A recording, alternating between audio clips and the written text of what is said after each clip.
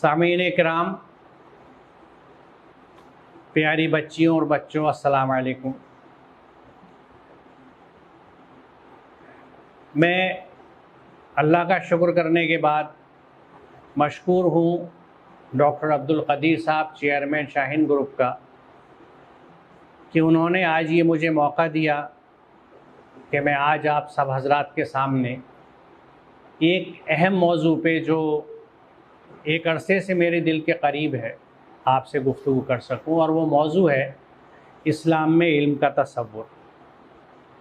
علم کے موضوع پہ آج ہماری گفتگو کرنے کی وجہ یہ ہے کہ جب بھی علم کی یا تعلیم کی بات ہوتی ہے مسلم سماج میں، خاص طور سے اس بر صغیر میں، تو فوراً ذہن یہ جاتا ہے کہ مدرسے والا علم یا اسکول کالج والا علم۔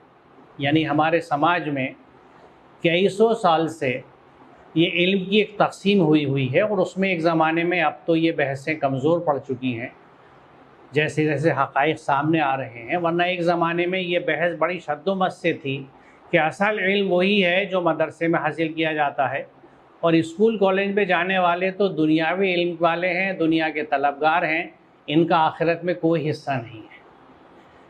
تو آئیے آج اسی موضوع پہ ہم گفتگو کریں گے کہ آخر علم چیز کیا ہے۔ جیسا ہم سب واقف ہیں، علم عربی زبان کا لفظ ہے، لہٰذا سب سے پہلے ہم یہ دیکھتے ہیں کہ لغات میں علم کی کیا تعریف بیان کی جاتی ہے۔ لغات کے مطابق علم یعنی علم یعلم کا مفہوم ہے کسی چیز کو کما حقہ جاننا، یعنی مکمل طور سے اس کو جاننا، پہچاننا، حقیقت کا ادراک کرنا، یعنی ریئلٹی کو پہچاننا، ریئلائز کرنا، یقین حاصل کرنا، محسوس کرنا، محکم طور پر معلوم کرنا۔ یہ اقتباسات جو ہیں یہ تاج العروس اور محیط المحیط سے لیے گئے ہیں۔ یعنی کسی بھی چیز کے بارے میں جب ہم معلومات حاصل کرتے ہیں، اس کو پہچاننے کی کوشش کرتے ہیں، تو اس عمل کو علم کہا جاتا ہے۔ یعنی کسی بھی چیز کے بارے میں جب آپ کھوج کرتے ہیں، تحقیق کرتے ہیں اور اس سے متعلق حقائق اکٹھے کرتے ہیں، تو یہ علم کا حصہ ہے، اس کو علم مانا جاتا ہے۔ اب دیکھیں قرآن میں علم کا لفظ کس طرح استعمال ہوا ہے۔ علم الانسان ما لم یعلم، اس نے انسان کو وہ کچھ سکھایا جسے وہ نہیں جانتا تھا۔ علم بالقلم، قلم سے لکھنا سکھایا۔ علمہ البیان، انسان کو بولنا سکھایا۔ ان آیات کا مطلب یہ نہیں کہ اللہ تعالیٰ نے ہر انسان کو اس طرح سکھایا جس طرح ایک استاد بچے کو تعلیم دیتا ہے۔ اس کا مطلب ہے کہ اللہ نے انسان کے اندر ان باتوں کی صلاحیت رکھ دی، یعنی کیپیسٹی رکھ دی۔ ہر ایک میں ایک کیپیسٹی ہے کہ وہ علم حاصل کر سکتا ہے۔ یہ تمام چیزیں اس کے قابو میں کر دی۔ اس کی واضح مثال سورہ مائدہ میں ہمیں ملتی ہے، جہاں اللہ تعالیٰ فرماتا ہے کہ تم شکاری جانوروں کو شکار پکڑنا سکھاتے ہو، مما علمکم اللہ، اس علم کی مدد سے، اس علم کی روح سے جو تمہیں اللہ نے دیا ہے۔ یعنی ہر انسان کے اندر اللہ تعالیٰ نے علم حاصل کرنے کی ایک صلاحیت رکھ دی ہے، اور اس کی تین مثالیں یہاں ہمیں قرآن کی آیتوں میں ملتی ہیں کہ انسان جو کچھ نہیں جانتا تھا اسے، اور اس میں دیکھیے کوئی ڈیفینیشن نہیں ہے کہ کیا وہ نہیں جانتا تھا۔ جس چیز کو وہ نہیں جانتا تھا وہ درس نظامی کا حصہ تھی، یا سی بی ایس ای کی کیریکولم کا حصہ تھی، یا دہلی یونیورسٹی کے سلیبس کا حصہ تھی، جیولوجی کا حصہ تھی کہ جیوگرافی کا حصہ تھی۔ کسی چیز کی بحث نہیں ہے، بلکہ یہ ہے کہ ہر علم، جو علم نہیں جانتا تھا اللہ نے اس کو دیا، اس کو قلم سے لکھنا سکھایا، اس کو بولنا سکھایا۔ تو یہاں علم کے تعلق سے، اس سے پہلے کہ میں آگے بڑھوں، ایک بات کی وضاحت کر دوں کہ علم کے دو ذرائع ہیں۔ علم بذریعہ وحی، جو پیغمبروں کا خاصہ ہے کہ وحی کا علم انہیں آیا، اور دوسرا علم بذریعہ استعداد یعنی کیپیسٹی۔ تو جیسا ہم جانتے ہیں کہ وحی تو پیغمبروں کے حصے کی چیز ہے، لیکن استعداد، کیپیسٹی ہر انسان کے اندر موجود ہے، اور اس کی وضاحت قرآن کریم کی یہ آیت کرتی ہے، سورہ بقرہ کی آیت نمبر 31، جس کو آپ اس سلائیڈ میں نیچے لکھے ہوئے دیکھ سکتے ہیں کہ علم آدم الاسماء کلہا، اللہ تعالیٰ نے آدم کو تمام اشیاء کا علم عطا کیا۔ اسماء اسم کی جمع ہے جس کا مادہ سین میم واو ہے۔ اسم کے معنی ہے کسی چیز کی علامت جس سے اسے پہچانا جائے۔ صاحب مفردات اس پر بحث کرتے ہوئے لکھتے ہیں کہ معرفت الاسماء لا تحصل الا بمعرفت المسمى، یعنی جب تک کسی چیز کا مکمل علم نہ ہو، اس کے خواص کا، اس کی خاصیتوں کا، اس کی پہچان کا، اس وقت تک محض اس کا نام کسی مطلب کا نہیں ہے، اس سے کوئی مقصد حاصل نہیں ہوتا۔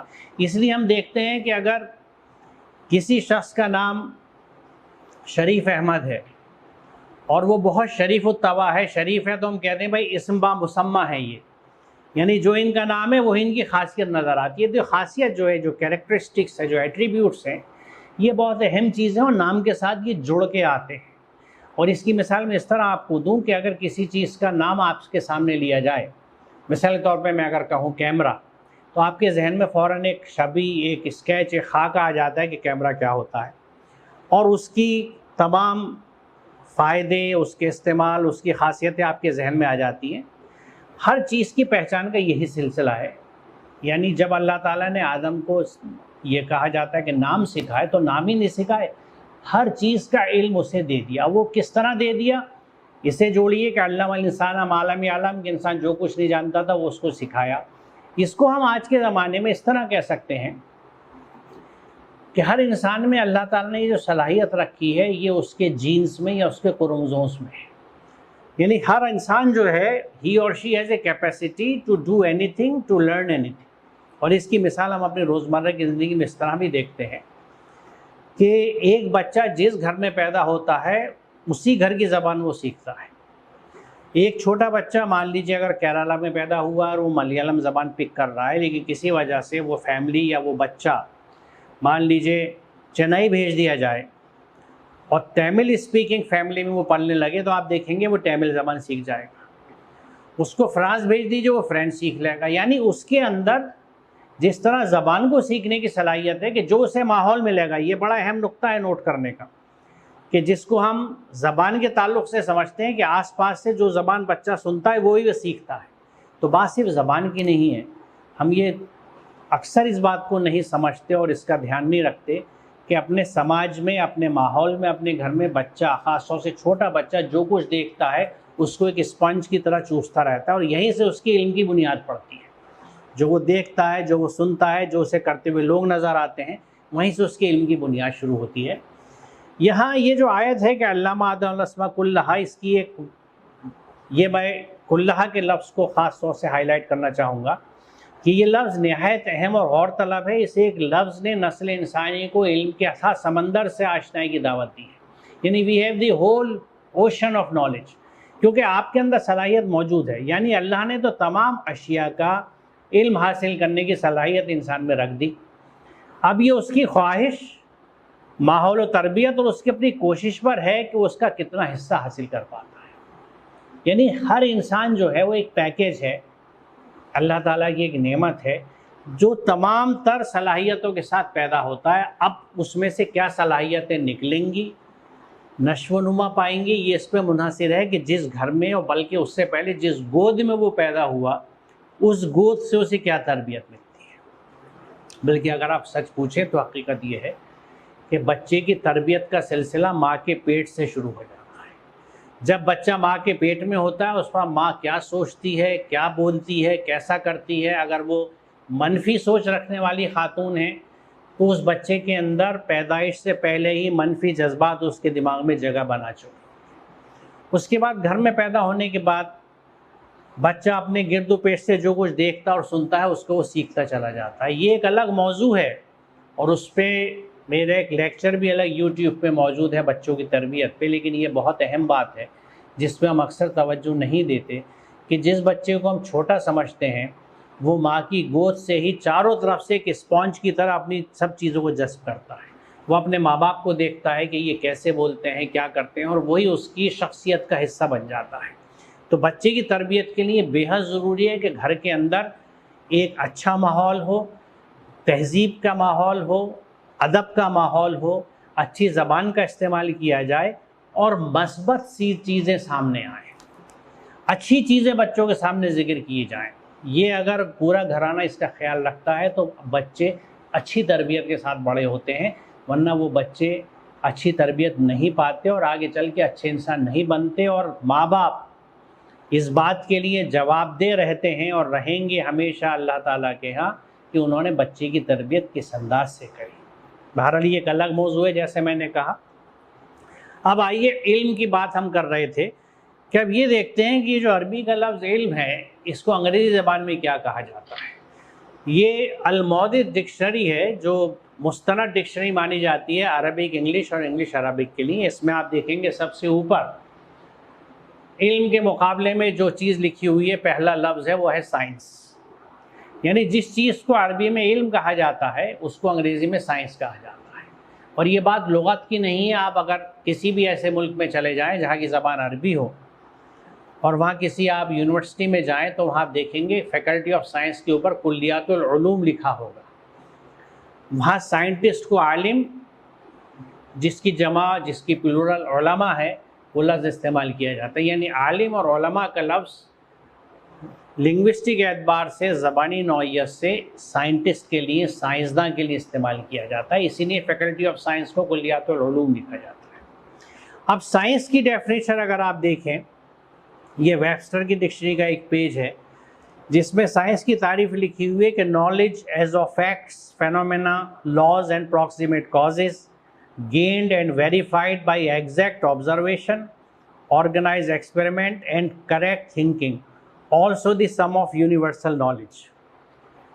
کس تعریف کو اگر آپ علم کی تعریف سے موازنہ کریں، کمپیئر کریں، جو شروع میں سلائڈ دکھائی تھی کہ کسی ناواقف چیز سے واقف ہونا، مکمل اس سے واقفیت حاصل کرنا، کما حق واقف ہونا، محکم طور پر معلوم کرنا، یہ اسی پروسیس کا حصہ ہے۔ یعنی ہم یہ کہہ سکتے ہیں کہ سائنس یا علم کسی ایک مضمون کا نام نہیں ہے جو ہماری عام غلط فہمی ہے کہ جب ہم سائنس کی بات کرتے ہیں تو فزکس، کیمسٹری، میتھس، بایولوجی کا نام آتا ہے ذہن میں۔ سائنس ایک طریقت کا نام ہے، ایک میتھڈولوجی ہے جس میں بہت اہم چیز مشاہدہ ہے۔ آپ کسی بھی چیز کو بہت غور سے دیکھیں، observation, critical observation, deep observations, اس کے بعد اس آبزرویشن کی آپ انالیسس کریں، تجزیہ کریں، اس سے متعلق جو اور چیزیں چاروں طرف ہو چکی ہیں اور لوگوں نے کی ہیں ان کی معلومات اکٹھے کریں، اور اگر اس سے متعلق اس موضوع پہ آپ تجربہ بھی کر سکتے ہیں تو وہ مزید اس کو تقویت دیتا۔ اس طریقے سے جس چیز کا علم حاصل کیا جاتا ہے اس کو ہم سائنسی طریقے سے حاصل کیا ہوا علم کہتے ہیں، یعنی اسی کو ہم سائنٹیفک میتھڈولوجی یا سائنٹیفک ایٹیٹیوڈ کہتے ہیں۔ سائنسی طریقہ، سائنسی طریقہ کار کیا ہے کہ ہم سنی سنائی باتوں پہ یقین نہیں رکھتے، ہم سوال کرتے ہیں۔ دیکھیں، سوال زندہ ذہن کی نشانی ہے۔ جو ذہن زندہ ہوتے ہیں ان کے یہاں سوال اٹھتے ہیں، اور جو اچھے والدین، اچھا سماج اور اچھے اساتذہ ہوتے ہیں وہ کبھی بھی چھوٹوں کے سوالوں کو نظر انداز نہیں کرتے، انہیں جھڑکتے نہیں، انہیں ڈسکریج نہیں کرتے، بلکہ سوالوں کو انکریج کرتے ہیں، سوالوں کی حوصلہ افزائی کی جاتی ہے۔ اور سوالوں کے تعلق سے میں مثال آپ کو دینا چاہوں گا قرآن کریم سے، کہ حضرت ابراہیم نے جب اللہ سے پوچھا کہ یا اللہ تو یہ بتا دے مردوں کو کیسے زندہ کرے گا، تو اللہ تعالیٰ نے حضرت ابراہیم سے کہا ابراہیم کیا تو ایمان نہیں رکھتا؟ حضرت ابراہیم نے کہا ایمان تو رکھتا ہوں، دل کا اطمینان چاہیے۔ اب یہاں یہ غور فرمائیے، پہلا نقطہ یہ ہے کہ جب اللہ تعالیٰ سے سوال کیا جا سکتا ہے تو ہر ایک سے سوال کیا جا سکتا ہے۔ دوسرا پوائنٹ یہ ہے کہ سوال کرنا سنت ابراہیم ہے، اور یاد رکھیں ہم ملت ابراہیم ہیں، حضرت ابراہیم کی اولاد ہیں، ہمیں یہ کہا جاتا ہے، اور ان کی اتباع کا، اس دین حنیف کی اتباع کا جس پہ وہ چلے قرآن ہمیں حکم دیتا ہے۔ تو حضرت ابراہیم نے سوال کیا تھا تو سوال کرنا حضرت ابراہیم کی سنت ہے۔ تیسرا اہم نقطہ یہ ہے کہ اس کے جواب میں اللہ تعالیٰ نے کس طرح ریسپونڈ کیا۔ انہوں نے یہ نہیں کہا ابراہیم تو مجھ سے سوال کر رہا ہے، تیرا تو ایمان ہی خراب ہو چکا، تو پھر سے کلمہ پڑھ مسلمان ہو جا، تو فاسق ہو گیا، خارج ہو گیا دین سے۔ اللہ تعالیٰ نے کہا تو 4 پرندے لے لے، ان کو سدھا لے، پھر ان کے ٹکڑے 4 پہاڑوں پر رکھ اور آواز لگا، دیکھ وہ کیسے تیرے پاس چلے آتے ہیں۔ یعنی اللہ تعالیٰ نے ایک تجربہ کرایا ان سے، اور ان کو اس تجربے کی مدد سے سمجھایا تاکہ ان کی دل کی تسلی ہو سکے۔ یہاں اس بات کا ثبوت ہے کہ اطمینان قلب بہت ضروری ہے کہ استاد بچے کو اس طرح سمجھائے کہ اس کا اطمینان اسے حاصل ہو جائے، اس کی تشنگی بجھ جائے، اس سوال کے تئیں جو اس کی بے چینی تھی وہ رفع ہو سکے۔ یعنی مثالوں کی مدد سے سمجھا کے کسی سوال کا جواب دینا سنت اللہ ہے، اللہ کی سنت ہے۔ اور جو اس طرح سے سوال کا جواب نہیں دیتا، سوال پوچھنے والے کو سمجھاتا نہیں ہے، قرآن جگہ جگہ مثالوں سے سمجھاتا ہے، اور قرآن خود اس بات کو کہتا ہے کہ ہم بار بار مثالوں سے سمجھاتے ہیں، اور چھوٹی سے چھوٹی چیز کی مثال سے پرہیز نہیں کیا جاتا۔ مچھر کی مثال بھی دی گئی ہے قرآن کے اندر، خود قرآن اس کی طرف اشارہ کرتا ہے کہ اللہ تعالیٰ اس بات میں نہیں شرماتا کہ مچھر جیسی حقیر شے کی بھی مثال دے۔ تو مثالوں سے سمجھانا سنت اللہ ہے، اور جو اس طرح نہیں سمجھاتا وہ اللہ کے احکامات کی اتباع نہیں کر رہا، بلکہ ان احکامات کی تکذیب کر رہا ہے، ان کو جھٹلا رہا ہے۔ اب اس علم کے تعلق سے ایک اور بڑی اہم آیت ہے جو ایک نقطہ ہے جس کی وضاحت بڑی ضروری ہے۔ اللہ تعالیٰ اس آیت میں کہتا ہے، سورہ یونس کی آیت نمبر 6 ہے کہ بلا شبہ رات اور دن کے یکے بعد دیگرے آنے میں، یعنی الٹرنیٹلی جو ڈے اور نائٹ آتے ہیں، اور اللہ تعالیٰ نے جو کچھ آسمان اور زمین میں پیدا کیا ہے ان سب میں آیات ہیں۔ یعنی اللہ تعالیٰ یہ کہہ رہا ہے کہ اس دنیا کی، اس کائنات کی جتنی کریشنز ہیں، کیونکہ لفظ خلق کا ہے، وما خلق، خلق کریشن کے لیے بھی آ رہا ہے، مخلوق کے لیے بھی، اور پروسیس آف کریشن میں بھی آ رہا ہے۔ یعنی کریشنز، تمام مخلوق اس کائنات کی، چاہے وہ پیڑ پودے ہوں، جانور ہوں، پہاڑ ہوں، مٹی ہو، یا وہ پروسیس ہوں جیسے رات دن کا آنا جانا ہے، یا پھولوں کا کھلنا ہے، یا پھلوں کا پکنا ہے، ان تمام فینومینا اور پروسیس کو اللہ تعالیٰ اپنی آیات کہہ رہا ہے۔ آیت کہتے ہیں سائن کو، نشانی کو۔ یہاں ایک بات یہ بات سمجھ لیجئے گا کہ اللہ تعالیٰ جب کائنات کی ہر چیز کو آیت کہہ رہا ہے تو ہم یہ کہہ سکتے ہیں کہ اللہ تعالیٰ کی آیت دو قسم کی ہیں، کچھ الفاظ کی شکل میں جو قرآن میں موجود ہیں، اور کچھ تخلیقات کی شکل میں جو کائنات میں موجود ہیں۔ یعنی ایک قرآن وہ ہے جو ہمارے پاس کتاب کی شکل میں موجود ہے، اور ایک قرآن یہ پوری کائنات ہے جس میں اللہ تعالیٰ کی آیات بکھری ہوئی ہیں، پھیلی ہوئی ہیں۔ آیت کے تعلق سے یہاں یہ وضاحت ضروری ہے کہ آیت ہے کہ آیت کس کو کہا جاتا ہے۔ آیت ظاہری علامت یا نشانی کو کہتے ہیں، یعنی کوئی سائن، SIGN، سائن، نشانی، مارکر۔ چنانچہ راستے کے نشانات کو آیات کہتے ہیں، جو مائل سٹونز ہوتے ہیں۔ جب آپ کہیں سڑک پہ ٹریول کرتے ہیں، سفر کرتے ہیں، تو مائل سٹون آپ نے دیکھے ہوں گے جس کو سنگ میل بھی کہا جاتا ہے، راستے کا پتھر بھی کہتے ہیں، بالکل سادہ سی اردو میں۔ اس میں فاصلہ لکھا ہوتا ہے۔ مان لیجیے اگر آپ بیدر سے چلے ہیں اور حیدرآباد جا رہے ہیں تو آپ کو راستے میں دکھے گا حیدرآباد 100 کلومیٹر۔ تو یہ آپ کو پتھر جو ہے یہ آپ کو اس منزل کی یاد دلا رہا ہے، آپ کی توجہ اس منزل کی طرف لے جا رہا ہے، یعنی حیدرآباد کی طرف جہاں آپ جا رہے ہیں، اور اس سے فاصلہ بتا رہا ہے۔ تو یہ ایک آیت کی طور پہ، کیونکہ جس کو دیکھ کے آپ کو اپنی منزل یاد آ جائے، وہ چیز یاد آ جائے جو اس کی طرف اشارہ کرتی ہے۔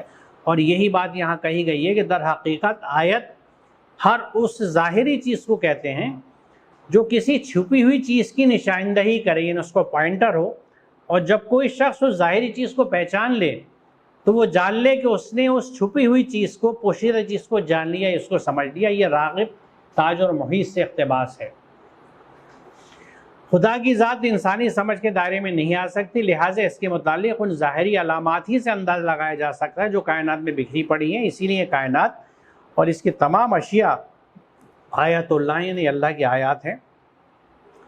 ایک اور وضاحت تائیہ، اس کی بڑی اہم آیت کی، کہ تائیہ کے معنی ہے کسی جگہ ٹھہرنا۔ تائیہ بالمکان، وہ اس جگہ ٹھہرا، اس نے دیر لگا دی۔ ابن فارس نے کہا ہے کہ اس کے بنیادی معنی ٹھہر کر غور و فکر کرنا اور قصد و ارادہ کرنا ہے۔ ٹھہر کر غور و فکر کرنے کی خصوصیت سے آیت کی بڑی اہم شکل سامنے آتی ہے۔ اس کے معنی یہ ہے کہ دنیا میں جس قدر چیزیں ہیں، ہر ایک آیت اللہ ہے، جیسا آپ نے اس پہ پہلے دیکھا کہ اللہ تعالیٰ ہر چیز کو اپنی آیت بتاتا ہے، لیکن یہ اسی کے لیے آیت ثابت ہو سکتی ہے جو ان پر ٹھہر کر، رک کر غور و فکر کرے گا۔ اس طرح غور و فکر سے اس کی توجہ ان اشیاء کے خالق کی طرف مڑ جائے گی۔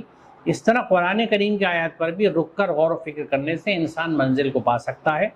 اگر کسی آیت پر رک کر غور و فکر نہ کیا جائے تو وہ انسان کو حقیقت کا پتہ نہیں دیتی، یعنی وہ صحیح معنوں میں آیت نہیں بنتی۔ اس وضاحت کا مطلب یہ ہے کہ آیت کہتے ہیں اس چیز کو جہاں پہ آپ رک کر اس چیز پہ غور و فکر کریں، اور اس منزل کا پتہ پالیں جس کی طرف وہ نشاندہی کرتی ہے۔ مثال طور پہ اللہ تعالیٰ اس کائنات کی ہر چیز کو اپنی آیت کہتا ہے۔ مان لیجئے آپ ایک پہاڑ کے پاس رک گئے اور اس کی چٹانیں اور اس پتھر کے بننے کے عمل پہ آپ نے اگر غور و فکر شروع کر دیا تو آپ اس آیت کو اللہ کی صحیح معنوں میں آیت بنا رہے ہیں، اس پہ غور و فکر کر کے۔ اور جب آپ اس پہ غور و فکر کریں گے تو اس کی تخلیق میں جو آپ کو معجزے نظر آئیں گے، جو مارولس آف کریشن ملیں گے اس اللہ سبحانہ و تعالیٰ کی، تو وہاں آپ اپریشیٹ کریں گے اللہ کو کہ کس طرح اس نے پتھر بنائے، پہاڑ بنائے۔ کیونکہ آج جو لوگ واقف ہیں اس بیسک چیز سے، راک فارمیشن سے، کہ پہاڑ کیسے وجود میں آتے ہیں، چٹانیں کیسے بنتی ہیں، تو اس چیز کو سمجھ سکتے ہیں۔ یا مثالی طور پہ آپ کوئی اور مثال لے لیجئے، ایک سیل کو اگر آپ لیجئے، سیل کے سٹرکچر کو، کہ جب آپ سیل کو مائکروسکوپ میں دیکھتے ہیں اور اس کی جو انٹریکیسیز ہیں، جو اس کی باریکی ہیں، اس کے بارے میں غور کرتے ہیں کہ کس طرح سے کتنی آرگنیلس ہیں اس کے اندر چھوٹی چھوٹی، ان میں کتنے الگ الگ کام ہوتے ہیں، کتنے اسپیسیفک کام ہیں، اور ان کو کنٹرول کرنے والے کتنے انزائمز ہیں اور ان سے کتنے کیمیکلز وجود میں آتے ہیں، اور یہ پورا سسٹم بے حد آرڈرڈ ہے، کوئی کیوز نہیں ہے، پورا ایک توازن ہے جس کے ساتھ یہ چلتا ہے، تو وہاں اللہ تعالیٰ کی عظمت کا احساس ہوتا ہے۔ یعنی اس طرح سے ہم یہ کہہ سکتے ہیں کہ ہم کریشنز کو اپریشیٹ کر کے کریٹر کو اپریشیٹ کرتے ہیں، یعنی اللہ کی آیات کو سمجھ کے ہم اللہ تعالیٰ کی عظمت کو پہچانتے ہیں۔ گویا ہم یہ کہہ سکتے ہیں کہ آج کے زمانے میں یہ جو علم ہے، یہ جو سائنس ہے، یہ معرفت الہی کا ایک ذریعہ ہے۔ It helps you realise God کی، اللہ کی، ایشور کی، پرمیشور کی، برہما کی، جو بھی آپ اس کا نام لیں، اس کی عظمت کو، اس کی اہمیت کو آپ ان آیات کی مدد سے سمجھ سکتے ہیں۔ اب ایک میں آیت آپ کے سامنے رکھوں گا اللہ تعالیٰ کی، یہ ہماری ملکی وے گیلیکسی ہے، یہ اس کے دو اسکیچز ہیں، یہ ایکچوئل فوٹوگرافس نہیں ہیں۔ یہ لیٹرل ویو ہے جو سائڈ سے دکھتا ہے، بغلی ویو، اور یہ اس کا ٹاپ ویو ہے جو اوپر سے دیکھتے ہیں۔ اوپر سے دیکھیں گے تو بالکل یہ ایسی چکری کی مانند دکھتا ہے، جیسے آتش بازی بچے چلاتے ہیں، وہ گھومنے والی زمین پہ جو چرخی ہوتی ہے۔ اور یہ جو یلو نقطہ آپ دیکھ رہے ہیں، یہ پورا سولر سسٹم ہے، ایک نقطے کی مانند جو نظر آتا ہے۔ اور اگر اس کی ڈائمنشنز آپ دیکھیں تو ایک بازو سے دوسرے بازو، ایک ونگ سے دوسرے ونگ تک، اس ملکی وے گیلیکسی، یا جس کو ہم دودھیا کہکشاں اپنی کہتے ہیں، اس کا فاصلہ 1,00,000 نوری سال ہے، یعنی light years, 1,00,000 light years. Light year کیا ہوتا ہے؟ ہم جانتے ہیں روشنی کی رفتار کتنی تیز ہے، 1,86,000 میل ایک سیکنڈ میں، تقریباً 3,00,000 کلومیٹر ایک سیکنڈ میں۔ ایک سیکنڈ میں روشنی 3,00,000 کلومیٹر دور چلی جاتی ہے۔ اب آپ اندازہ لگائیے کہ ایک سیکنڈ میں یہ 3,00,000 کلومیٹر چل رہی ہے، اس کو آپ 60 سے ضرب دیں گے تو ایک منٹ میں کتنی روشنی چلی، رفتار پتہ لگے گی۔ اس کو 60 سے ضرب دیجیے تو ایک گھنٹے میں کتنی چلی، اس کو 24 سے ضرب دیجیے تو ایک دن میں کتنی چلی، اس کو 30 سے ضرب دیجیے تو ایک مہینے میں کتنی چلی، اور اس کو 12 سے ضرب دیجیے تو ایک سال میں کتنی چلی۔ یعنی ایک سال میں روشنی جتنا فاصلہ طے کرتی ہے، جتنا ڈسٹینس کور کرتی ہے، اس کو ایک لائٹ ایئر کہا جاتا ہے۔ اور چونکہ خلا کے اسپیس کے ڈسٹینسز بہت ہیں، اس لیے ان کے لیے یہ یونٹ ڈیوائس کیا گیا ہے لائٹ ایئر کا۔ تو اگر ہم اپنی کہکشاں کے ایک بازو سے دوسرے بازو جاتے ہیں تو 1,00,000 لائٹ ایئرس ہمیں لگتے ہیں۔ یعنی اگر ہم روشنی کی اسپیڈ سے کوئی راکٹ بنا لیں، جو ناممکن ہے فزکس کے اصولوں کے مطابق، لیکن ہم امیجن کریں بالفرض کہ اگر ہم بنا لیتے ہیں تو روشنی کی رفتار سے چلنے والا راکٹ 1,00,000 سال میں ہمیں اپنی کہکشاں کے ایک بازو سے دوسری بازو لے کے جائے گا۔ سبحان اللہ۔ اس کہکشاں میں لاکھوں کروڑوں سورج جیسے ستارے ہیں، اور ہماری زمین جیسے سیارے ہیں، اور بھی بہت کچھ اجسام ہیں، سیلیشل باڈیز ہیں، اور یہ صرف ایک کہکشاں ہے ملکی وے۔ ایسی کروڑوں کہکشائیں اس کائنات کے اندر موجود ہیں۔ ان میں جو یہ کروڑوں سورج اور ستارے اور پلینٹس ہیں، یہ بنا کسی سہاروں کے they are just suspended، معلق ہیں، لٹکے ہوئے ہیں بنا کسی سہارے کے، جس کو قرآن کہتا بھی ہے یہ کیسے لٹکایا اللہ تعالیٰ نے؟ یہ ایک زبردست انٹرپلے ہے ان کے میگنیٹک اور گریویٹیشنل فورسز کے بیچ میں، ایک زبردست بیلنس ہے جس کی وجہ سے پوری کائنات، یہ رات میں جو ستارے آپ کو نظر آتے ہیں، جو آسمان جو چھوٹا سا حصہ ہے اس بلندی کا جس کو آپ آسمان کہتے ہیں، یہ انگنت اتنے بڑے بڑے اجسام، سورج زمین سے کئی گنا بڑا، یہ سب ایک آپسی بیلنس کے حساب سے، توازن کے حساب سے قائم ہے۔ اور اس کو سمجھنے کے بعد جب آپ سورہ رحمان کی اس آیت کو پڑھتے ہیں کہ وَالسَّمَاءَ رَفَعَهَا وَوَضَعَ الْمِيزَانَ، تو بات سمجھ میں آتی ہے کہ اس نے آسمان کو بلند کیا اور ایک توازن قائم کر دیا۔ یہ ہے وہ توازن۔ اس پوری کائنات میں ایک توازن ہمیں کار فرما نظر آتا ہے، آپریٹ ہوتا نظر آتا ہے، اور ہر جگہ ہم سے کہا گیا ہے کہ اس توازن کو آپ مت بگاڑیے، نہ اس میں اضافہ کر کے نہ اسے کم کر کے۔ وَلَا تُخْسِرُوا الْمِيزَانَ بھی ہے اور اللہ تَدْعُوا فِي الْمِيزَانِ۔ اس توازن میں کسی بھی چیز کی مقدار بڑھاؤ مت اور کسی بھی چیز کی مقدار کم نہ کرو۔ آج جس پالوشن کی اب بات کرتے ہیں تو یہ جو نیچرل گیسز تھیں، انہی کے بیلنس کو ہم نے ڈسٹرب کیا ہے۔ کسی کا بیلنس جیسے کاربن مونو آکسائڈ، کاربن ڈائی آکسائڈ کا اور سلفر آکسائڈس کا، نائٹروجن آکسائڈس کا ہم نے کوانٹٹی بڑھا دی ہے، مقدار بڑھا دی ہے، توازن بگڑ گیا ہے۔ آکسیجن کی مقدار میں کمی ہوئی ہے، توازن بگڑ گیا ہے۔ اس توازن کے بگڑنے کی وجہ سے آج اس پوری دنیا میں کوئی علاقہ، کوئی خطہ ایسا نہیں ہے جس میں رہنے والے سانس کی بیماریوں میں مبتلا نہ ہوں یا ان کو بریدنگ پرابلمس نہ ہوں پالوشن کی وجہ سے۔ ہاں، اگر اس جگہ پہ پالوشن نہیں ہے تو وہ ہمیں ہیلدی اور فٹ ملیں گے لوگ، ورنہ بیمار ملیں گے۔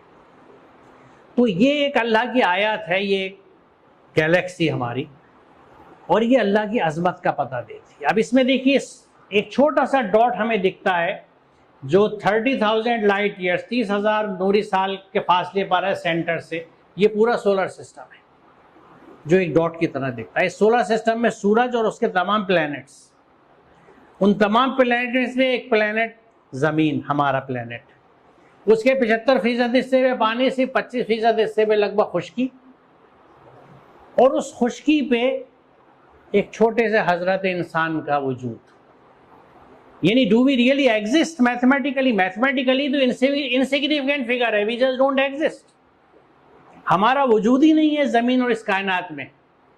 اس کائنات کی عظمت کو سمجھنے کے بعد اگر آپ اپنے آپ کو دیکھتے ہیں تو ہمیں اپنی اوقات کا، اپنی حیثیت کا اندازہ ہوتا ہے، اور اللہ کی کبریائی کا اندازہ ہوتا ہے۔ ہاؤ گریٹ از اللہ سبحانہ و تعالیٰ، how great is the God, and hence we say Allah اکبر۔ اس چیز کو سمجھنے کے بعد جو بچہ اللہ اکبر کہتا ہے وہ کنوکشن سے کہتا ہے، دل سے کہتا ہے، اسے معلوم ہے میرا اللہ بڑا ہے۔ اللہ کی کاریگری کو، اللہ کی بڑائی کو سمجھنے کے لیے اللہ کی ان آیات کو سمجھنا بڑا ضروری ہے۔ جیسے یہ ایک آیت تھی، ایک اور آیت میں آپ کو دکھاتا ہوں۔ یہ ایک پودا جو میرا سبجیکٹ ہے، کیونکہ میرا سبجیکٹ باٹنی تھا، اس میں پودے میں آپ دیکھیں گے کہ رنگت کے اعتبار سے ہم دیکھیں تو ہرے حصے ہیں اور وہ حصے ہیں جو ہرے نہیں ہیں۔ ہرے حصے کے اندر ہرے رنگ کی وجہ کلوروفل ہوتا ہے۔ کلوروفل ایک خاص مادہ ہے جو توانائی جو مینلی سورج سے آتی ہے، سورج کی روشنی کی موجودگی میں کاربن ڈائی آکسائڈ اور پانی کو، پانی زمین سے آتا ہے، کاربن ڈائی آکسائڈ ہوا میں موجود ہے، ان دونوں کو ملا کے گلوکوز بنا دیتا ہے۔ یہ گلوکوز اس پودے کے لیے غذا ہے، اور اسی کی بنیاد پہ اس کی بڑھوار اور گروتھ ہوتی ہے۔ تو جو پودے کے ہرے حصے ہیں ان میں یہ شکر سازی ہوتی ہے، یہ شکر بنتی ہے، فوٹوسنتھیسس کا عمل ہوتا ہے۔ جو نان گرین پارٹس ہیں، جو ہرے نہیں ہیں، ان میں کلوروفل نہیں ہے، اور اس میں سب سے اہم تو وہ جڑیں ہیں، جو روٹس ہیں، جو زمین میں ہوتی ہیں۔ بڑے درختوں میں تنے ہیں، شاخیں ہیں جو ہری نہیں ہوتی۔ اب دیکھیے جو ہری پتی ہے جو پوری محنت سے شکر بناتی ہے، وہ اس شکر کو بنانے کے بعد کیا کرتی ہے ذرا غور کیجئے، فوراً اس کو ان حصوں میں ٹرانسپورٹ کر دیتی ہے جہاں پہ شکر نہیں بنتی، یعنی نان گرین پارٹس میں، روٹس میں، برانچز میں، اسٹیم میں۔ اور یہ پورا پروسیس ایک اصول کے تحت ہوتا ہے، قانون کے تحت ہوتا ہے، ایک لا کے تحت ہوتا ہے، جس کو ہم لا آف ڈیفیوژن کہتے ہیں، قانون نفوذ پذیری، law of diffusion. Everything moves from a region of high concentration to a region of low concentration. یا اس کو اگر ہم دوسری طرح سے کہیں تو ہم یہ کہہ سکتے ہیں from region of high free energy to a region of low free energy. پورے نیچر میں ڈیفیوژن کا پروسیس عمل کرتا ہے کہ ہر چیز اپنی زیادہ والی جگہ سے کم والی جگہ کی طرف جاتی ہے. اب یہ پتی کہیں پہ بھی یہ نہیں کہتی کہ یہ تو شکر میں نے بنائی ہے، یہ میرے رب کا فضل ہے، یہ میرے پاس ہے، میں اسے دوسروں کو کیوں دوں. یہ اللہ کی آیت ہمیں یہ سکھاتی ہے کہ وسائل کی تقسیم کیسے ہونی چاہیے. وہ بناتی ہے اور فوراً ان حصوں میں دے دیتی ہے جہاں شکر موجود نہیں ہے، فوراً شاخوں میں، جڑوں میں. یعنی اس کو اگر آپ ایک سماج سمجھ لیں، ایک سوسائٹی ہے، کیونکہ سینکڑوں پتیاں ہیں، برانچز ہیں، جڑیں ہیں بہت زیادہ، ایک پورے سماج کی طرح ہے. اور یہ اللہ کی آیت ہے جیسا قرآن کہتا ہے. دوسرا ایک اہم نقطہ ہے جو آپ ذہن میں رکھیں کہ یہ مسلم ہے. کائنات کی ہر چیز مسلم ہے. کیوں مسلم ہے؟ پہلے ہم یہ سمجھیں مسلم کیا ہے. جو اللہ کے قوانین پہ، اللہ کے احکامات پہ عمل کرتا ہے وہ مسلم ہے. The one who submits to divine order is a Muslim. ہر وہ چیز جو اللہ کے احکامات کے تحت چلتی ہے وہ مسلم ہے. تو یہ چیزیں سب پوری اس کائنات میں ہر چیز جو ہے وہ اللہ کے احکامات کے تحت چلتی ہے. اللہ نے جو قانون بنا رکھا ہے اس کے تحت چلتی ہے، اس لیے مسلم ہے. تو یہ ایک مسلم سماج ہے. کائنات میں اللہ کی ایک آیت ہے جو ہمیں بتاتی ہے کہ مسلم سماج میں کام کیسے ہوتا ہے، کہ جہاں اللہ کا فضل پہنچتا ہے وہ جگہ، وہ حصے اس فضل کو روک کے جمع کر کے نہیں رکھتے، بلکہ فوراً تقسیم کر دیتے ان حصوں میں جہاں پہ فضل نہیں ہے اللہ کا، جہاں رزق نہیں ہے اللہ تعالیٰ کا. اور اس کے لیے پورا قانون ہے جو پوری دنیا میں چلتا ہے. اس کی مثال آپ یوں بھی دیکھیں گے کہ سوکھی مٹی میں جب آپ پانی ڈالتے ہیں تو جس جگہ پہ پانی گرتا ہے وہاں کی مٹی اس پانی کو پکڑ کے نہیں رکھ لیتی، وہ فوراً پھیلا دیتی ہے تاکہ ساری سوکھی مٹی جو ہے وہ سیراب ہو جائے. یہ ہمیں صرف انسان کے سماج میں ملتا ہے کہ جب اسے رزق ملتا ہے، اللہ کا فضل ملتا ہے، اس کو فوراً اپنے پاس جمع کر کے رکھتا ہے، فکس ڈپازٹ کر کے رکھتا ہے، جائیدادیں خرید کے رکھتا ہے، زیور خرید کے رکھتا ہے، اور قطعاً اپنی بغل کی دیوار والے گھر کو نہیں دیکھتا کہ وہاں کسی کے پاس کچھ ہے یا نہیں ہے. میرے خاندان میں، میرے خود میں، میرے رشتہ داروں میں، میرے سماج میں، اس مسجد میں جس میں نماز پڑھنے جا رہا ہوں اور اپنی دینداری کا زوم بگھارتا ہوں، اس میں کتنے نمازی ہیں، ان کے گھروں کی حالت کیا ہے، کیا مجھے اس کا علم ہے، کیا میں اپنے رزق میں سے ان کو کچھ دیتا ہوں، یا میرا یہ جذبہ ہے. کیونکہ یہ جس طرح ہم دین کو سمجھتے ہیں ہمارے دین کا حصہ نہیں ہے، نہیں ہم مانتے اس چیز کو. تو یہ وسائل کی تقسیم کے لیے یہ آیت ہمیں یہ سمجھاتی ہے کہ وسائل کی تقسیم کس طرح ہوتی ہے. وسائل ہمیشہ ضرورت کے اعتبار سے سفر کرتے ہیں، زیادہ والی جگہ سے کم والی جگہ کی طرف. تو یہ اللہ کی آیات ہیں جو نہ صرف یہ کہ اللہ کی عظمت ہمیں دکھاتی ہیں، بلکہ ہمارے آج کے دور کے مسائل کا حل بھی بتاتی ہیں. آج distribution of resources, equitable distribution of resources, equity, یہ ایک بہت بڑا مسئلہ ہے جو حل نہیں ہوتا. نیچر میں یہ اسی طرح آپریٹ کرتا ہے. خود ہمارے جسم میں اگر ڈیفیوژن کا پروسیس رک جائے تو ہم ایک منٹ بھی زندہ نہیں رہ سکتے، کیونکہ ہمارے پھیپھڑوں میں جو گیس ایکسچینج ہوتی ہے جب ہم سانس لیتے ہیں تو آکسیجن ہمارے ہیموگلوبن میں جاتی ہے، اور سیل میں ہیموگلوبن کاربن ڈائی آکسائڈ کو لے کے آتی ہے جو پھیپھڑوں میں خارج کی جاتی ہے، باہر چھوڑی جاتی ہے. یہ پروسیس ڈیفیوژن بیسڈ ہے. اگر ڈیفیوژن نہیں ہوگا تو ہم سانس نہیں لے سکتے، ہم جی نہیں سکتے. تو یہ اتنا اہم پروسیس ہے.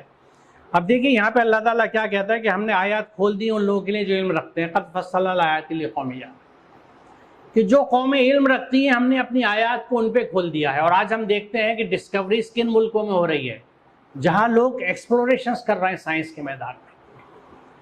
وہیں نالج کی آج ہم کورونا سے اگر مبتلا ہے، تکلیف میں، بیماری میں، تو جہاں پہ لوگ وائرس کے اوپر ریسرچ کر رہے ہیں، وائرولوجسٹ ہیں، انہی کے ہاں اس کے بارے میں تفصیلات موجود ہیں، اور وہیں سے امید ہے کہ اس کی کوئی دوا نکل کے آئے گی. کیونکہ اللہ تعالیٰ یہ نہیں کہہ رہا کہ فصل الآیات لقوم مسلمین، لقوم یعلمون، جو علم رکھتے ہیں، کیونکہ علم تو اللہ تعالیٰ نے ہر ایک انسان کو دے دیا. اب جس نے اپنی عمر گنوا دی کھیلنے کودنے میں، مستی کرنے میں، لہو و لعب میں، اس کو تو علم حاصل ہوا نہیں، کیونکہ وہ صلاحیت تھی. بالکل اسی طرح جس طرح افغانستان کے پہاڑوں میں کتنے منرلز اور معدنیات اور کل کے فیوچر کے ریسورسز ہیں، لیکن وہ بیچاری قوم آپس میں اسی جھگڑے میں آج تک مبتلا ہے کہ عورت کو پردہ کتنے لیول کا کرایا جائے، میری شلوار کیسی ہو، میرا کرتا کیسا ہو، میرا صافہ کیسا ہو. یا آپس میں قبائلی انانیت جو ہے انہی جھگڑوں میں مبتلا ہیں، نہ انہوں نے علم حاصل کیا، نہ یونیورسٹیاں بنائی، نہ ایکسپلوریشنز کرا، تو وہ اللہ کی نعمتیں یوں ہی پڑی ہوئی ہیں، اور اس میں جو قومیں علم رکھنے والی ہیں بعید نہیں کہ کسی دن وہ آئیں گے، ان پہ قبضہ کر لیں گے، ان پہاڑوں سے جو معدنیات ہیں، جو کل کے مستقبل کے استعمال کی چیزیں ہیں، ان کو وہ استعمال کریں گے۔ تو جو علم رکھتا ہے، اس علم کنجی ہے آج کے دور کی، جس کے پاس یہ کنجی ہے وہ اللہ کو سمجھتا ہے، اللہ کی عظمت کو سمجھتا ہے۔ اور ہم آج بھی بڑی حد تک یہ چیزیں کم ہو گئی ہیں، لیکن آج بھی ہم اس بحث میں پڑے ہوئے ہیں کہ میرا بچہ مدرسے جائے گا تو اچھا دیندار بنے گا، اس کی بخشش کے اور مغفرت کے زیادہ چانسز ہیں۔ اسی لیے آج بھی ہمارے بہت سے لوگ مدرسوں میں چندہ دینا ثواب کا کام سمجھتے ہیں، اسکول کو سپورٹ کرنا ثواب کا کام نہیں سمجھتے، جبکہ جیسا آپ دیکھ رہے ہوں گے علم کے بارے میں اللہ تعالیٰ بالکل کلیئر ہے، علم کی کوئی تقسیم نہیں ہے، علم جہاں سے بھی حاصل ہو ہمیں کرنا چاہیے، اور اس علم سے ہمیں کائنات کی تسخیر کرنی چاہیے۔ اللہ تعالیٰ نے جو نعمتیں ہمیں اس کائنات میں دی ہیں انہیں ہمیں کھوجنا چاہیے۔ اب دیکھیے یہ جو سلائیڈ ہے اس میں اس بات کی وضاحت کی گئی ہے کہ کیا وہ لوگ جنہوں نے انکار کر دیا، غور نہیں کرتے کہ سب آسمان و زمین باہم ملے ہوئے تھے، پھر ہم نے انہیں جدا کیا اور پانی سے ہر زندہ چیز پیدا کری۔ میں باٹنی کا ٹیچر رہا ہوں، اسٹوڈنٹ رہا ہوں، اوریجن آف لائف میرا فیوریٹ سبجیکٹ تھا، میں نے برسوں اوریجن آف لائف پڑھایا، اور اس میں ہم یہ پڑھاتے ہیں کہ لائف اوریجنیٹڈ ان واٹر، زندگی کی شروعات پانی میں ہوئی۔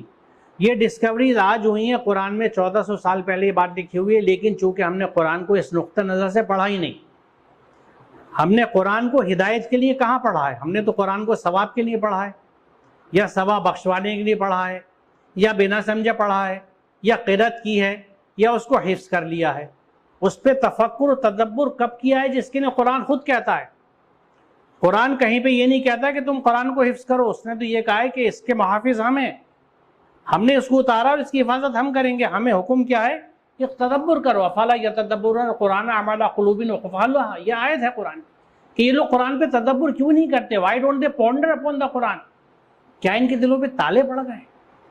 تو حقیقت یہی ہے کہ آج ہمارے دلوں پہ تالے پڑ چکے ہیں، اس لیے ہم قرآن پہ تدبر نہیں کرتے۔ جو کام ہمیں نہیں دیا گیا وہ ہم نے بہت خوشی سے کیا، لیکن جو دیا گیا ہے اس کو ہم نے فار واٹ ایور ریزن، وجہ جو بھی ہو اس کی، لیکن اس کی طرف سے ہم نے اعراض برتا ہے، جیسا کہ اس میں خود آیت میں لکھا ہے۔ تو کیا پھر بھی تم ایمان نہیں لاتے؟ اور ہم نے زمین میں پہاڑ جما دیے تاکہ وہ انہیں لے کے ڈھلک نہ جائے، اور اس میں سے کشادہ راہیں بنا دی، یعنی ہائی ویز بنا دیے تاکہ لوگ اپنا راستہ معلوم کر لیں، اور ہم نے آسمان کو ایک محفوظ چھت بنا دیا۔ آج اوزون لیئر اور ایٹماسفیئر کے پروٹیکٹیو رول کو ہم ذکر کرتے ہیں کہ کس طرح سے یہ ہمیں الٹرا وائلٹ ریز اور سورج کی تیز شعاؤں سے بچاتا ہے۔ قرآن یہ لکھ رہا ہے کہ آسمان کو ہم نے ایک محفوظ چھت بنا دیا، اور اگلی آیت بڑی اہم ہے کہ وَهُمْ عَنْ آیَاتِهَا مُعْرِضُونَ، کہ یہ لوگ ہماری ان آیات سے اعراض برتتے ہیں۔ They just avoid it، یہ ان پہ توجہ نہیں دیتے۔ They turn away from our signs، جو اللہ کی یہ جو آیات ہیں پورے کائنات کی، ان سے یہ منہ موڑ لیتے ہیں، ان پہ توجہ نہیں دیتے، ان سے اعراض برتتے ہیں۔ یہ قرآن کی آیت ہے جو واضح طور پہ ہمیں یہ بات بتا رہی ہے۔ تو قرآن خود ہم سے اس بات کے لیے کہہ رہا ہے کہ اللہ تعالیٰ کی جو کائنات کی آیات ہیں ان پہ ہم توجہ نہیں دیتے۔ اب دیکھیے ایک اور میں اللہ کی آیت یہ آپ کے سامنے رکھتا ہوں، یہ ایک ایٹم ہے، اس کے سینٹر میں جو نیوکلیس ہے اس میں نیوٹرونز اور پروٹونز ہیں، الیکٹرونز ہیں جو اپنے آربٹ میں گھومتے رہتے ہیں۔ اس ایٹم کو کنٹرول کرنے کے لیے پورے ایٹامک لاز ہیں۔ کسی الیکٹران کے لیے یہ ممکن نہیں ہے کہ وہ اپنے آربٹ سے دوسرے آربٹ میں چلا جائے، جو ایل میں شیل میں وہ ایل میں رہے گا، جو ایم میں وہ ایم میں رہے گا، این کا این میں رہے گا، کیونکہ ان کے لاز ہیں جو ان کو باندھ کے رکھتے ہیں۔ اور ایٹم اتنا چھوٹا ہے، ہم جانتے ہیں کہ اس کو ہم آنکھ سے دیکھ نہیں سکتے، صرف تصویر سے پہچانتے ہیں۔ تو اس نینو یا مائکرو لیول پہ اگر ایک ایٹم کو ہم دیکھتے ہیں تو اس کے پورے لاز ہیں جن کو ہم ایٹمک لاز کہتے ہیں، کہ اللہ تعالیٰ کے بنائے ہوئے قانون ہے جس کے تحت یہ ایٹم بندھا ہوا ہے، اس سے ہٹ نہیں سکتا۔ ممکن نہیں ہے اس کے لیے کہ ان قانونوں کا یہ پالن نہ کرے، ان کو فالو نہ کرے، ان کی اتباع نہ کرے۔ اور اب اگر اوپر اسپیس میں جائیں، ہم پلینٹس کو دیکھیں تو ان پلینٹس کے بھی اپنے آربٹس ہیں، ان کی اسپیڈ فکس ہیں، اور اس میں پریسیزن اتنا زبردست ہے کہ ہم مہینوں پہلے سن رائز کا ٹائم معلوم کر کے رکھتے ہیں، سن سیٹ ہمیں معلوم ہوتا ہے، اسی بنیاد پہ ہم اپنے فجر کی، مغرب، طلوع آفتاب اور غروب آفتاب کا حساب لگاتے ہیں۔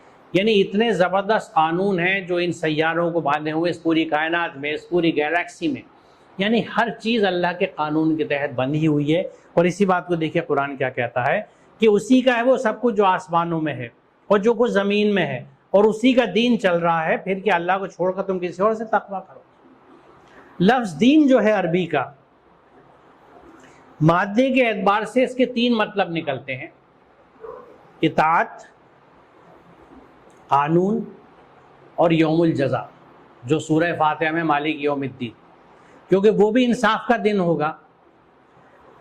تو قانون اور اطاعت یہ دونوں مفہومات ہیں۔ تو اللہ تعالیٰ اس آیت میں یہ کہتا ہے کہ تمام زمین اور آسمان میں جو کچھ چیزیں ہیں وہ اللہ کے قانون کے تحت چل رہی ہیں، یہ ان کا دین ہے۔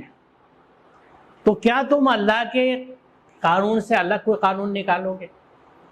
کیا اس کا تقویٰ کرو گے؟ تقویٰ کا مطلب یہ ہے کہ اللہ تعالیٰ نے جو کہا ہے وہ کرنا، اور جس چیز سے منع کیا وہ نہ کرنا، یعنی اللہ تعالیٰ کے احکامات کی 100% اتباع، total submission to divine orders, 100% اتباع اللہ کے قوانین کی، اسی کو تقویٰ کہا جاتا ہے۔ تو جب آپ قانون کو فالو کرتے ہیں، جیسے میں نے شروع میں عرض کیا تھا کہ اس کائنات کی ہر چیز اللہ کے قانون کے تحت چلتی ہے، اس لیے تمام چیزیں مسلم ہیں۔ تو جب اس کائنات میں ہر چیز کے لیے قانون ہے تو انسان کے لیے بھی کچھ قانون ہوگا نا۔ یہی وہ قانون ہے جو قرآن میں لکھا ہوا ہے، قرآن میں موجود ہے۔ اسی لیے قرآن ہم سب پہ فرض ہے، اور ہم میں سے بہت کم لوگ اس بات کو جانتے ہیں۔ مجھے نہیں پتا آپ میں سے کتنے لوگ جانتے ہیں۔ میں جب تک یہ کہہ سکتا ہوں کہ جب تک میں نے قرآن کو خود سمجھ کے نہیں پڑھا، مجھے کسی نے نہیں بتایا قرآن مجھ پہ فرض ہے۔ سورہ قصص کی آیت نمبر 85 جو تھی، یہ میرے لیے ٹرننگ پوائنٹ تھا، گیم چینجر تھا کہ ان الذی فرض علیک القرآن لا ردک الا بعد، کہ وہ ہستی جس نے تجھ پہ قرآن فرض کیا ہے، فرض علیک القرآن صاف لکھا ہوا ہے، کوئی گنجلک نہیں ہے، کوئی ٹیڑھ نہیں ہے، قرآن میں تو کہیں ٹیڑھ نہیں ہے، ہر پیغام ایک دم صاف ہے۔ تو قرآن مجھ پہ فرض ہے، اور یہ بڑی اہم بات یہ ہے کہ میں نے بھی بچپن سے جو فرائض مجھے سکھائے گئے تھے وہ میرے گھر میں بھی سکھائے گئے، میری مسجد میں بھی سکھائے گئے۔ ان 5 فرائض میں قرآن کا نام نہیں تھا۔ وہاں توحید، نماز، روزہ، زکوٰۃ، حج۔ توحید کا تصور مجھے نہیں تھا، صرف کلمہ لا الہ الا اللہ محمد رسول اللہ، یعنی اللہ ایک ہے، اس کو میں توحید سمجھتا تھا۔ مجھے کسی نے نہیں بتایا کہ صرف اللہ کے قانونوں کو ماننا توحید ہے۔ جب اللہ کے قانون چھوڑ کے ہم کسی دوسرے کی باتوں پہ چلتے ہیں، چاہے وہ میری دل کی بات ہو، تو وہ شرک ہے، وہ اتباع اللہ کی نہیں ہے۔ جب میں اللہ کے قانون سے ہٹتا ہوں تو میں اللہ کے قانون سے باہر جاتا ہوں، یعنی فسق میں مبتلا ہوتا ہوں، اللہ کی حدود سے باہر نکلتا ہوں۔ تو یاد رکھیے قرآن فرض ہے ہمارے اوپر، اور یہ بات سوچنے کی ہے۔ اگر آپ کا ایک سائنٹیفک مائنڈ ہے، یعنی آپ سوال کرتے ہیں اور سوچتے ہیں، تو پہلا سوال یہ اٹھتا ہے کہ قرآن مجھ پہ فرض ہے، مجھے یہی نہیں پتا قرآن میں لکھا ہوا کیا ہے، تو میں کر کیا رہا ہوں؟ ہم نے قرآن کے چند احکامات اپنے لیے اٹھا لیے ہیں، اقیم الصلاۃ وآتوا الزکاۃ اٹھا لیا، کتب علیکم الصیام اٹھا لیا، اور ان کی بنیاد پر ہمارا سارا زور جو ہے وہ نماز پہ، روزے پہ، زکوٰۃ پہ اور حج پہ ہے۔ ان چیزوں کی اہمیت سے کسی کو انکار نہیں ہے، یہ فرائض ہیں، اللہ نے ہم پہ فرض کیے ہیں۔ لیکن اللہ کا ہر حکم فرض ہے۔ قرآن میں کہیں یہ نہیں کہا جاتا کہ اللہ کے کچھ احکامات کو تم سن لو، کچھ پہ عمل کر لو، کچھ پہ نہ کر لو۔ مثال کے طور پر علم کے تعلق سے جو قرآن کی واضح احکامات ہیں، جن میں سے کچھ آیتیں میں بھی آپ کو دکھاؤں گا، ان کے ہوتے ہوئے بھی ہمارے یہاں آج علم جو ہے بٹا ہوا ہے۔ مدرسوں کے نام پہ ایک الگ اسکول چل رہے ہیں، مدرسے چل رہے ہیں، ایک دوسرے اسکول کالج چل رہے ہیں، اور علم کا حصول رک گیا ہے، کیونکہ ان علوم کو، کائنات کی تسخیر کے علوم کو ہم نے دین سے باہر کر کے ان کو دنیاوی ٹھپا لگا کے اپنے سے الگ کر دیا ہے۔ اس لیے ہمارے بچے سو کالڈ دینی مدارس کے اندر ان علوم کو حاصل نہیں کرتے، جبکہ جیسے میں نے آپ سے ابھی عرض کیا کہ دین کے مادے میں قانون کا لفظ شامل ہے۔ دین کا لفظ قرآن میں قانون کے طور پہ استعمال ہوا ہے۔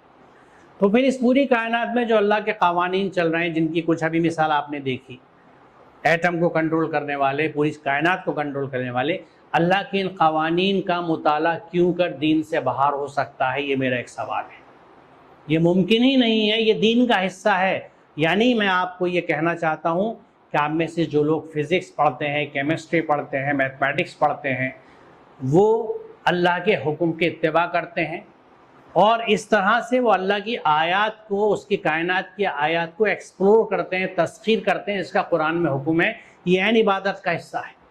یعنی اس طرح سے اگر آپ اپنے سبجیکٹ کو پڑھیں گے کہ میں اللہ کی آیات کے بارے میں جان رہا ہوں یا جان رہی ہوں، اور ان کے بارے میں جان کے میں ان سے فائدے جو ہیں وہ انسانیت کے لیے نئے نئے نکالوں گا، کھوج کر کے، ایکسپلور کر کے، اور انسانیت کی خدمت کے لیے انہیں جاری کروں گا، تو آپ کا یہ پورا پڑھنے کا عمل عبادت کا حصہ ہے۔ ویسی عبادت جیسی آپ کی نماز کی ہے، روزے کی ہے، یا جب آپ زکوٰۃ ادا کرتے ہیں، کیونکہ اللہ کے ہر حکم کی اتباع عبادت ہے، اور حصول علم اللہ کا حکم ہے، پڑھنا اللہ کا حکم ہے۔ ہم یہ کہتے ہیں پہلی وحی جو آئی تھی اقرأ باسم ربک الذی خلق، پہلی وحی پڑھنے سے متعلق تھی۔ میرا ایک سوال یہاں پہ یہ ہے کہ اقرا تو حکم کا صیغہ ہے، ہم اسے یہ کیوں نہیں کہتے کہ اللہ کا پہلا حکم پڑھنے کا حکم تھا؟ اور اللہ کا پہلا حکم پڑھنے کا حکم تھا تو جس قوم پہ یہ کتاب اتری تھی وہ آج سب سے کم پڑھی لکھی قوم کیوں ہے؟ صرف ہندوستان میں نہیں، پوری دنیا میں۔ تو کہیں نہ کچھ گڑبڑ ہے نا، وہ گڑبڑ صرف یہ ہے کہ ہم نے قرآن کو چھوڑ دیا ہے، ہم نے قرآن کو سمجھنا چھوڑ دیا، اس پہ عمل کرنا چھوڑ دیا۔ کچھ احکامات جو برسوں سے سینہ بسینہ پاس ہو رہے ہیں، نماز کے، روزے کے، زکوٰۃ کے، حج کے، ہم نے محض انہی کو اسلام سمجھ کے انہی کی اتباع کی ہے۔ قرآن کے باقی احکامات جو ہیں وہ اس سے ہماری بالکل آنکھیں بند ہیں، ہم اپنے آپ کو ڈسکنیکٹ کر چکے ہیں۔ تو اگلی آیت جو میں آپ کے سامنے رکھوں گا، یعنی نہ صرف قرآن فرض ہے بلکہ اس کو فالو کرنے کا بڑا کلیئر حکم ہے قرآن میں کہ اتبعوا ما انزل الیکم من ربکم، اتباع کرو جو تمہاری رب کی طرف سے نازل کیا گیا ہے۔ Follow what has been revealed to you from your sustainer. بات یہ مکمل ہو گئی تھی، لیکن اللہ تعالیٰ نے مزید اس کی آگے وضاحت کہی کہ وَلَا تَتَّبِعْ مِن دُونِهِ اولیاء، کسی اور اولیاء کا اتباع مت کرنا، کیونکہ تم میں سے بہت کم لوگ ہیں جو نصیحت سنتے ہیں۔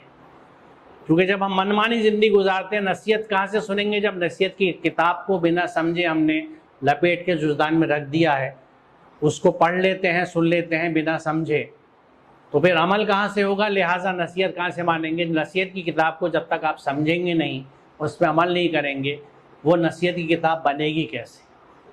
تو اسی لیے یہ بات یہاں پہ کہی ہے کہ قلیلا ما تذکرون، یہ بات اسی لیے کہی ہے۔ تیسری بات، سورہ فاتحہ میں ہر نماز میں ہم دعا مانگتے ہیں اہدنا الصراط المستقیم، قرآن میں جواب موجود ہے کہ وَأَنَّ هَذَا صِرَاطِي مُسْتَقِيمًا فَاتَّبِعُوهُ، کہ بس یہ میرا سیدھا راستہ ہے، اس کو فالو کرو۔ اگر تم اس پہ نہیں چلو گے، دوسرے راستوں پہ چلو گے تو تمہیں بھٹکا دیں گے۔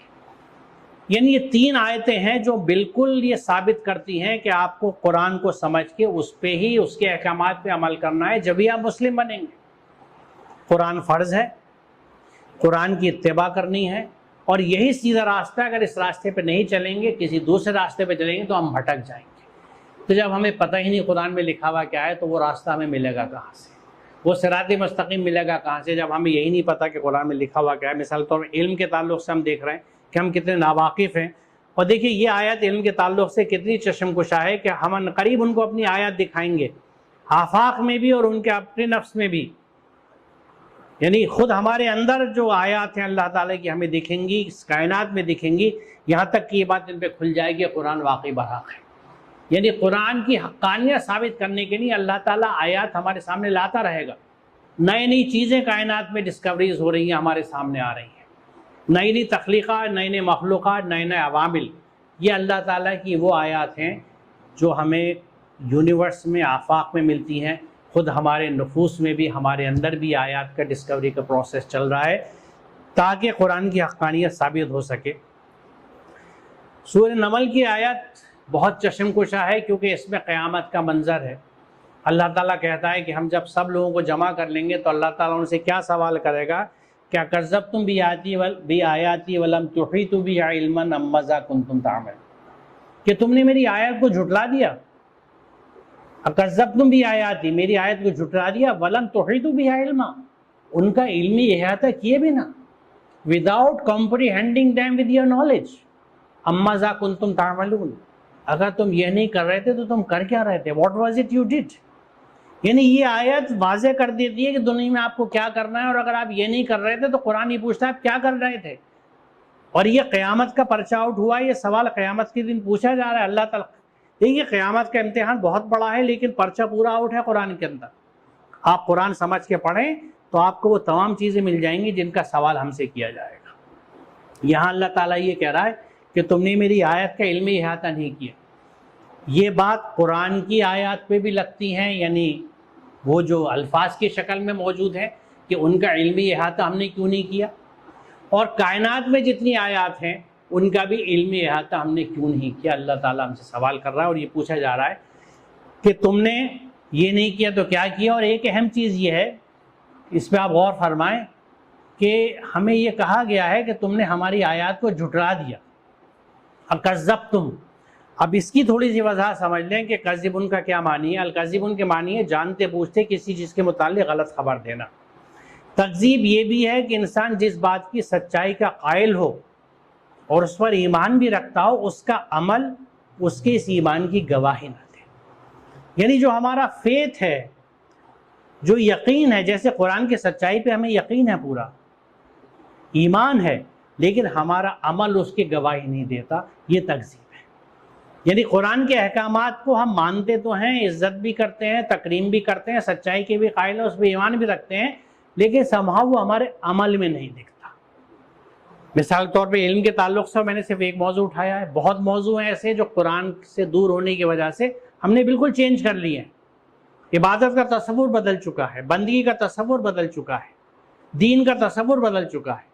یہاں میں صرف علم کی بات کر رہا ہوں کہ علم کا تصور کیا ہے قرآن۔ یہ نیچرل ایکسپلوریشنز، یہ ایکسپیریمنٹ سائنٹیفک، یہ ڈسکوریز، یہ سارا عمل اور یہ ساری کام عبادت کا حصہ ہے اور ہم پہ بائنڈنگ ہے۔ قرآن ہم سے پوچھ رہا ہے کہ آپ نے کیا کیا؟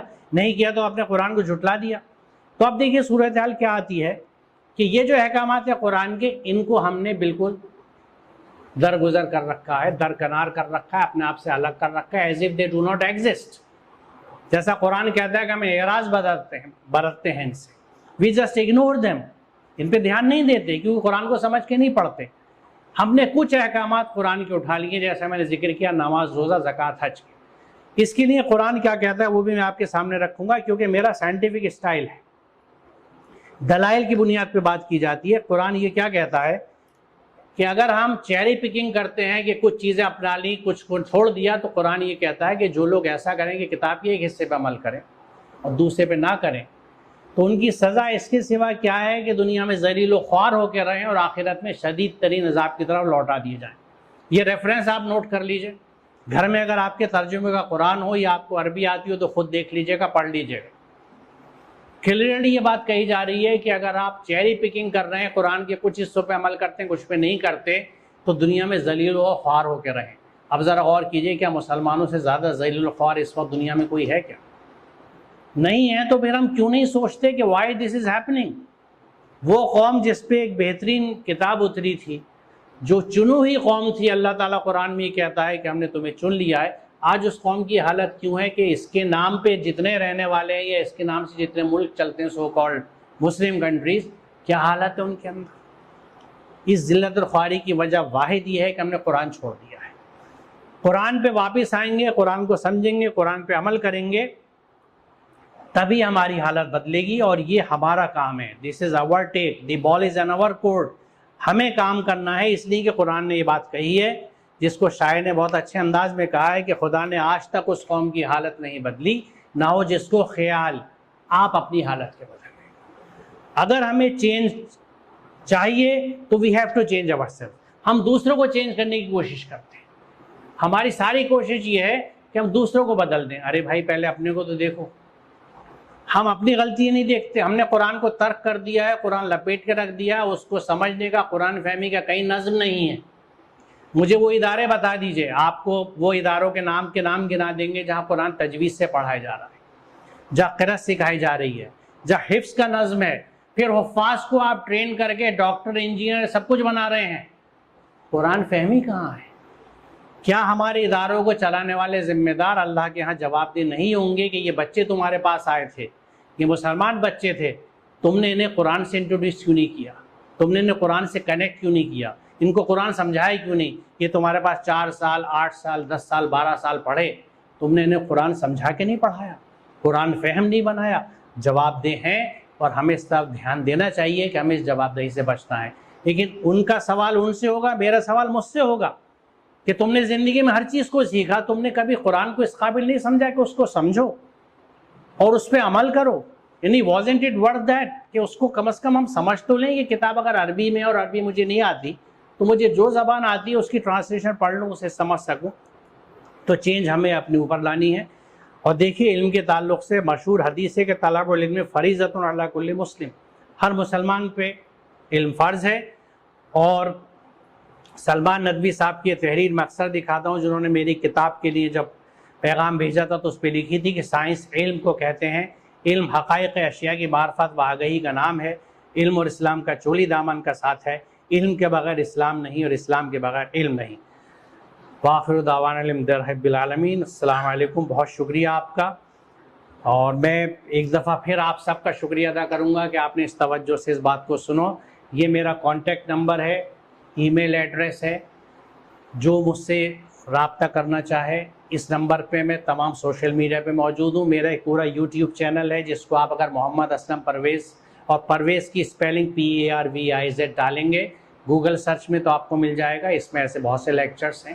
بہت شکریہ آپ کو. السلام علیکم.